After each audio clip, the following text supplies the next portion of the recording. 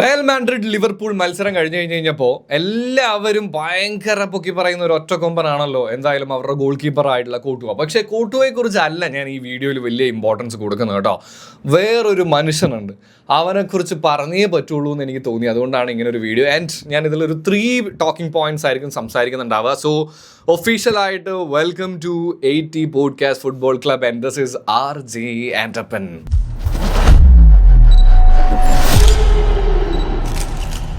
അപ്പോൾ വലിയ കഥകളിലേക്കൊന്നും കിടക്കുന്നില്ല. വീഡിയോ ഇഷ്ടപ്പെടുകയാണെന്നുണ്ടെങ്കിൽ ഒന്ന് സബ്സ്ക്രൈബ് ചെയ്യണം. നമ്മൾ ഇങ്ങനെ എന്താ പറയുക, പിച്ച വെച്ച് വന്നുകൊണ്ടിരിക്കുന്നതേ ഉള്ളൂ യൂട്യൂബിൽ. സോ നിങ്ങളുടെ സഹായം ഇസ് വെരി ഇമ്പോർട്ടൻറ്റ്.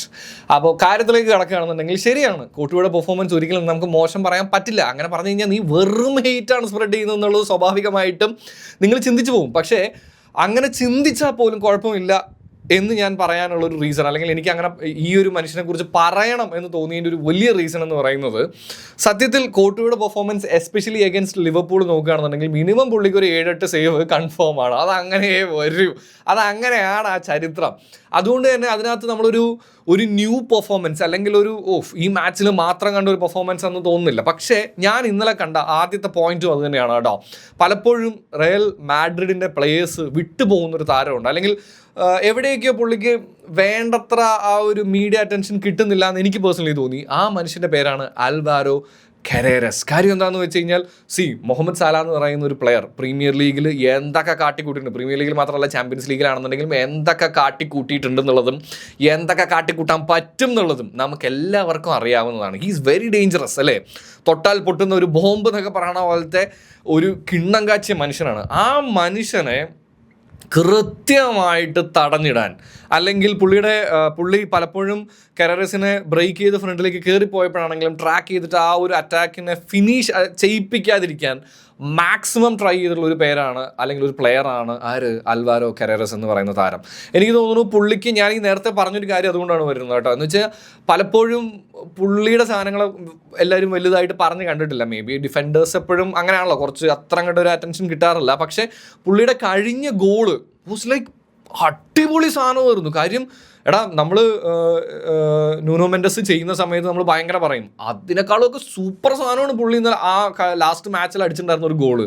ആൻഡ് ഇന്നലത്തെ മാച്ചിലാണെന്നുണ്ടെങ്കിൽ പോലും പുള്ളി ഡിഫെൻഡ് ചെയ്തതിന് സത്യം പറഞ്ഞു കഴിഞ്ഞാൽ പുള്ളി ബ്രേക്ക് ചെയ്ത് പോയി കാണുമായിരിക്കാം, ഇല്ലെന്നൊന്നുമല്ല ഞാൻ പറയണത്. പക്ഷേ സാലയുടെ ഒരു ഇന്നലത്തെ മാച്ചിൽ ഒരു പ്രൈം ടൈം ഉണ്ടല്ലോ, ദ മോസ്റ്റ് അറ്റാക്ക് ചെയ്തുകൊണ്ടിരിക്കുന്ന സമയങ്ങളിലെല്ലാം പുള്ളിയുടെ അറ്റാക്സിനെ പലപ്പോഴും തടയാൻ, അല്ലെങ്കിൽ സാലയ്ക്ക് ഒരു ടെൻഷൻ കൊടുക്കാനുള്ള രീതിയിലുള്ള പെർഫോമൻസ് ആക്ച്വലി അൽവാരോ കെരേരസ് കാഴ്ചവെച്ചിരുന്നു എന്നുള്ളതാണ് പേഴ്സണലി എനിക്ക് തോന്നിയിട്ടുണ്ടായിരുന്ന ഒരു കാര്യം.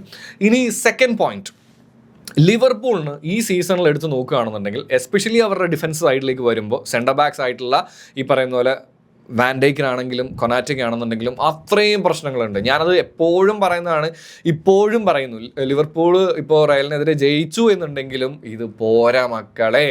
ആസ്റ്റൺ വില്ലയായിട്ടെതിരെ അവർ സ്ട്രഗിൾ ചെയ്തതാണ്. അറ്റാക്ക് ചെയ്തുകൊണ്ടിരിക്കുമ്പോൾ ഈ പറയുന്നത് പോലുള്ള പ്രശ്നങ്ങൾ സത്യം പറഞ്ഞു കഴിഞ്ഞാൽ ഇപ്പോഴും ലിവർപൂൾ ഫേസ് ചെയ്യുന്നുണ്ട്. പക്ഷേ ഇന്നലെ അവർ സത്യം പറഞ്ഞു കഴിഞ്ഞാൽ അവർക്കൊരു ഇത് പറയില്ല, ഒരു ഫ്രീ ടൈം ആയിരുന്നു ഇന്നലെ അവർക്ക്. കാര്യം അവർക്ക് വലിയ രീതിയിലുള്ള പ്രഷറോ അങ്ങനത്തെ സംഭവങ്ങളൊന്നും ഉണ്ടായിട്ടില്ല. അത് ലിവർപൂളിൻ്റെ മിഡിൻ്റെയും ഡിഫൻസിൻ്റെയും ഒക്കെ പോസിറ്റീവായിട്ടുള്ള കാര്യം തന്നെയാണ്. ഞാൻ അങ്ങനെ ഒരു കൊച്ചാക്കി പറയല്ല. പക്ഷേ അത് ബ്രേക്ക് ചെയ്യാൻ മാത്രം കേപ്പബിലിറ്റി ഉണ്ടായിരുന്ന ഈ പറയുന്നത് പോലെ തന്നെ റയൽ മാഡ്രിഡിൻ്റെ അറ്റാക്കിംഗ് സൈഡിനെ കൊണ്ട് സത്യം പറഞ്ഞു കഴിഞ്ഞാൽ ഒന്നും ചെയ്യാൻ പറ്റിയില്ല എന്നുള്ളതാണ് കേട്ടോ.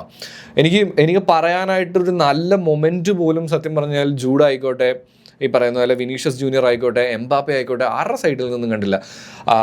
അഡഗുളറൊക്കെ ആണെന്നുണ്ടെങ്കിൽ നിങ്ങൾ എവിടെയെങ്കിലും കണ്ടായിരുന്നോ? ഞാൻ ഇടയ്ക്ക് എപ്പോഴോ അവരുടെ പ്ലെയറിന് തള്ളിയപ്പോൾ തെറിച്ചിങ്ങനെ വീഴുന്നത് കണ്ടതല്ലാതെ സത്യം പറഞ്ഞു കഴിഞ്ഞാൽ നല്ല മൊമെൻറ്റ്സ് ഉള്ളത് ഞാൻ പുള്ളിയെ കണ്ടില്ല. ആൻഡ് ജൂഡിൻ്റെ ഒരു വലിയ മിസ്റ്റേക്കാണ് സത്യം പറഞ്ഞു കഴിഞ്ഞാൽ ഫസ്റ്റിലെ ഗോളിനുള്ള ഒരു കാരണവും ആ ഫ്രീ കിക്ക് എടുക്കാനുള്ള ഏറ്റവും വലിയൊരു റീസൺ എന്ന് പറയുന്നത് ജൂഡ് ബെല്ലിംഗ്ഹാം ആയിരുന്നു എന്നുള്ളതും ഒരു വലിയ ഫാക്റ്റാണ്.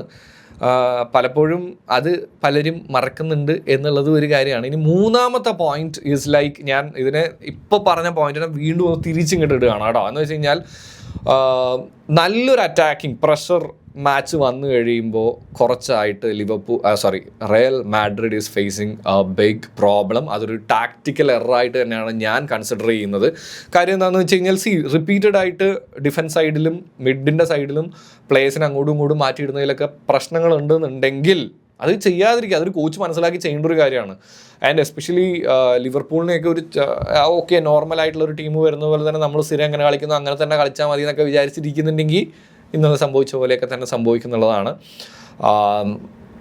നമുക്ക് കാത്തിരിക്കാം. എന്തായാലും ഒന്നും കഴിഞ്ഞിട്ടില്ല, ഒന്നും അവസാനമായിട്ടില്ല, ഇനിയും ഒരുപാട് ഓടാനുണ്ട്. അപ്പോൾ അതുകൊണ്ട് തന്നെ പലതും മാറിയും മറിഞ്ഞുമൊക്കെ വരാം. Let's wait and see. And ഞാൻ നേരത്തെ പറഞ്ഞ പോലെ തന്നെ നിങ്ങളുടെ അഭിപ്രായങ്ങളും കമൻറ്റിൽ രേഖപ്പെടുത്തുക. ആൻഡ് യൂട്യൂബിൽ നമുക്ക് അധികം സബ്സ്ക്രൈബേഴ്സും കാര്യങ്ങളൊന്നും ഇല്ല, സോ അത് നിങ്ങൾ കാര്യമായിട്ടൊന്ന് സഹായിക്കണം. നിങ്ങൾ ഇൻസ്റ്റാഗ്രാമിൽ ഫോളോ ചെയ്യുന്നുണ്ടെങ്കിൽ ഫോളോ ചെയ്തിട്ടില്ല എന്നുണ്ടെങ്കിലും ഒന്ന് കയറി ഫോളോ ചെയ്യാമെന്നൊക്കെ ഓർമ്മിപ്പിച്ചുകൊണ്ട് എല്ലാവർക്കും നല്ല ചിൽ കുപ്പിച്ചിൽ ഡേ ആയിക്കോട്ടെ എന്ന് ഓർമ്മിപ്പിച്ചുകൊണ്ട് വീണ്ടും ബൈ. ഒത്തിരി ഓർമ്മിപ്പിക്കലായിപ്പോയി അല്ലേ? എന്നാൽ പിന്നെ ഞാൻ പോണു.